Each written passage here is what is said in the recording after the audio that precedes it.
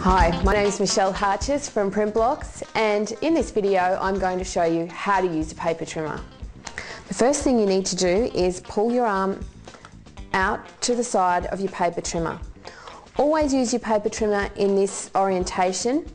Don't use it across your body.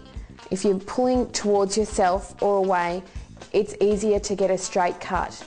Sometimes if you're going across your body, as you pull it across, it tends to cut on an angle, and once you track your trimmer into this angle, then it becomes harder to get a straight cut. So it's easier to use it in the correct manner in this orientation.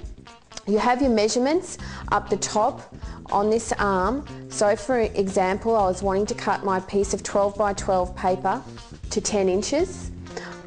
I would lift up my arm. I would place the edge of my paper on 10 inches and then just gently push the blade up. You then have this part is pre-measured at 10 inches. So not only are you cutting, you're measuring at the same time. Now it's very easy to replace the blade on your paper trimmer. You just lift it up and gently push it out from between the rulers. When your cut becomes a little bit furry on the edges, that is a time when you realise that you do need to replace your paper trimmer blade. So it's always a good idea to keep a spare pack of those with you at all times, just in case it's midnight and you've run out. There's no shops open to buy spare blades.